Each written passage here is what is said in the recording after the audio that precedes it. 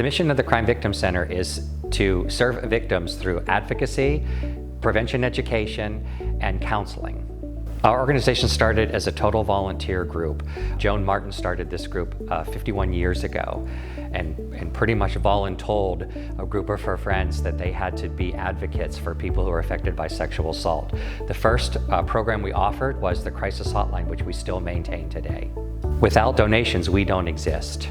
We apply for a lot of federal and state very competitive grants, and we only get paid after we prove we've done the work, which is good for the taxpayers to know that that's taken very seriously. But the donations that come in allow us to do our education and prevention work, allow us to be in every grade school and high school, and allow us to continue to inform the community on what crime looks like and how to avoid instances of crime. Oh my gosh, the fact that we still exist after 51 years, that we're still doing this work, that we have made an impact on reducing crime, and at the very least, alleviating the trauma that comes along with crime, especially to families and to children who've been abused. That we do not charge for our services if you are a client of our agency. That we want to make sure we're serving every person in Erie County who's been affected by crime as a victim, their families, their loved ones, and the community at large. And that there is hope, help, and healing in our services. And we want to make sure people know that we are existing and how to get to us. Oh my gosh, so many really cool things. So obviously we do a lot of crisis counseling.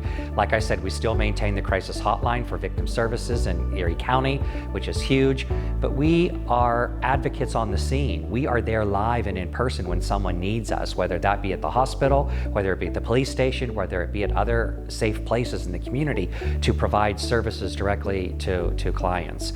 Some of the more unique things we do in crisis counseling are things like trauma-informed yoga and Hope on Horseback, which is a horse-assisted therapy, and so many other unique things to show that people don't all come to healing in one way. And so when we can provide a variety of therapeutic services, we can make sure that people are relieved from the trauma that they face and that they can re-engage back into the community, in their jobs, in their families, in their home life. We believe that we are an economic engine. When we do our job well, people maintain their jobs, people maintain their homes and pay their mortgages and pay their taxes. People keep their families and their marriages together. We have great evidence of that. Some of the best proven evidence is when we work with children and we remove that trauma from the abuses that they've suffered, we see their grades go up in school. We see them staying in school. We see them finishing their high school and then going on to college or trade schools. Those are really great evidence-based programs that show that the work we do makes an impact on those individuals, but also a positive impact on the entire community. No nonprofit can exist without volunteers. Now, we can't have volunteers do direct service because it takes a whole lot of training and a whole lot of sophistication to do our advocacy and our counseling and our victim compensation and those things. But we do a lot of fundraising throughout the school year, throughout the academic year, and we want to make sure that people have an opportunity to be a part of that.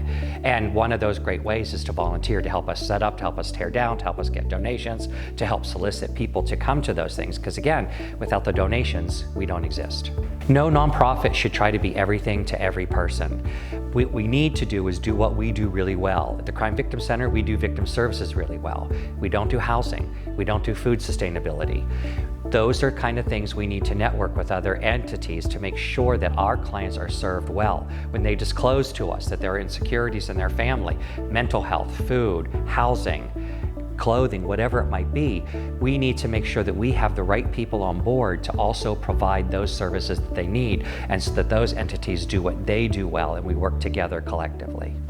Check our website page out, www.cvcerie.org.